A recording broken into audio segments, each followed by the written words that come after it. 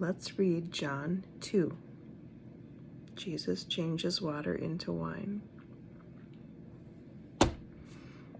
On the third day, a wedding took place at Cana in Galilee. Jesus' mother was there, and Jesus and his disciples had also been invited to the wedding. When the wine was gone, Jesus' mother said to him, "They have no more wine." "Woman, why do you involve me?" Jesus replied. "My hour has not yet come." Like he didn't want to expose himself as Jesus yet, And she's like, okay, his mother said to the servants, "Do whatever he tells you." So in essence, the mom is the one pressuring Jesus to perform his first miracle, where people are going to be like, something special about this guy. The mom is laying on the pressure. It's funny. I really like it in the show The Chosen, how they describe it. He says, my time has not yet come. And she's like, "If not now, then when?" Sweet. All right. Nearby stood 6 stone water jars, the kind used by the Jews for ceremonial washing, each holding from 20 to 30 gallons.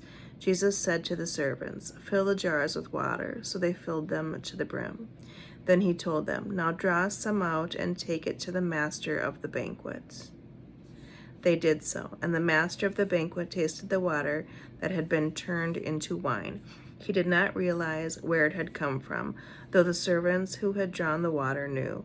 Then he called the bridegroom aside and said, "Everyone brings out the choice wine first, and then the cheaper wine after the guests have had too much to drink. But you have saved the best till now." So the wine Jesus made was so awesome that they thought it was honoring to the people having the wedding. It wasn't the cheap wine. It was the really good tasting wine came at the end. "But you have saved the best till now." What Jesus did here in Cana of Galilee was the first of the signs through which he revealed his glory, and his disciples believed in him.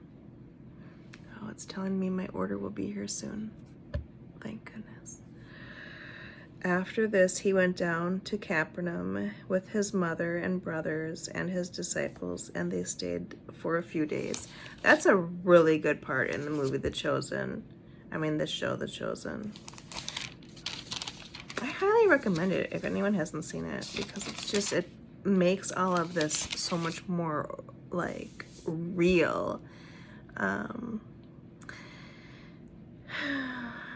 Jesus clears the temple courts. So we'll read these last couple paragraphs of John 2, and then we'll stop at John 3, and by then my groceries will be here. All right. Jesus clears the temple courts. When it was almost time for the Jewish Passover, Jesus went up to Jerusalem. In the temple courts, he found people selling cattle, sheep, and doves, and others sitting at tables exchanging money. So he made a whip out of cords and drove all from the temple courts, both sheep and cattle. He scattered the coins and money changers and overturned their tables. Jesus got pissed off.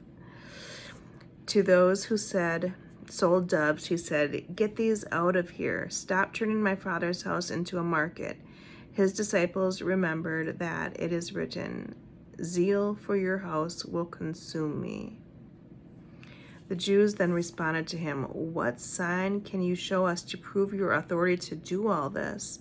Jesus answered them, "Destroy this temple, and I will raise it again in 3 days." They replied, "It has taken 46 years to build this temple, and you're going to raise it in 3 days." But the temple he had spoken of was his body. After he was raised from the dead, his disciples recalled what he had said. Then they believed the scripture and the words that Jesus had spoken. So Jesus goes. So again, this is flipping over tables Jesus, pissed off Jesus. They're screwing people, selling.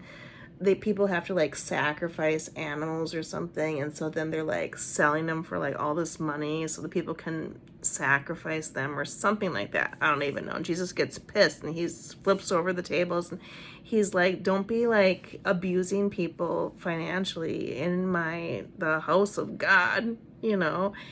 And then again, he even now in the beginning, he talks about how he's going to be crucified and resurrected.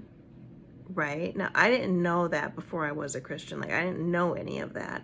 So I had a lot of trouble with the concept of Jesus died for us. Because I was like, we murdered him. Like, it's cut and dry. We just murdered the guy. But he called it. So he says this even now. Destroy this temple and I will raise it up again in 3 days. They replied, it's taken 46 years, blah, blah, blah, blah. But the temple he had spoken of was his body, that he would raise it up again in 3 days. Isn't that interesting? Now, while he was in Jerusalem at the Passover festival, many people saw the signs he was performing and believed in his name. But Jesus would not entrust himself to them, for he knew all people. He did not need any testimony about mankind, for he knew what was in each person.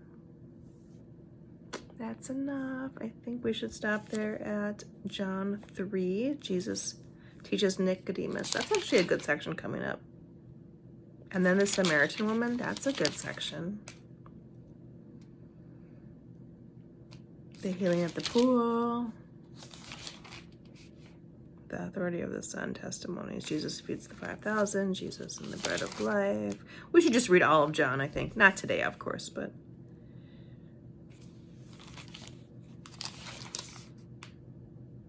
Anyway, I'm really craving ice cream.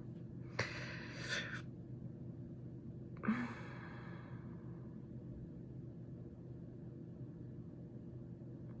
right, let's be done for the night. Have a good day.